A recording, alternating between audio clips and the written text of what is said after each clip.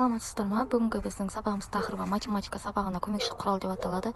Минеки осы сайтка киргенден кийин мындай окно, яғни терезе чыгат. Мындай ар түрлүү окушуга колдонууга болотун курулгулар көрсөтүлгөн. Мисалы, биринчи курулгун тандасак, мына резинкелердин көмөгү менен ар түрлүү формалар, фигуралар жасоого болот.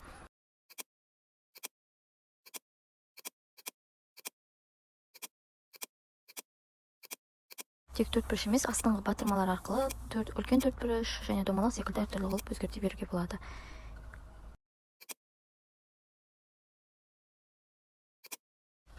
Келесі мінекей басқа да мынандай түрлері бар. Сағатты танысатын кезде де, мысалы ки Open the Web деген батырманы басамыз. Астындағы сағат қосу, сағат батырмасын басу арқылы әртүрлі сағаттарды қосып, оқушыға былай экранда сағатпен жұмыс істеуді үйретсек болады.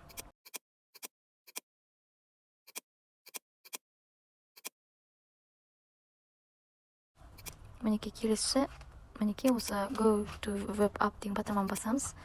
Мінекей төменгі сынып оқушылары үшін қолдануға өте ыңғайлы. Осындай квадраттарды қойып, ішіне әртүрлі формулаларды салсақ болады. Мінекей астындағы батырманы басу арқылы көбелек, басқа да түрлерді өзгертуге болады.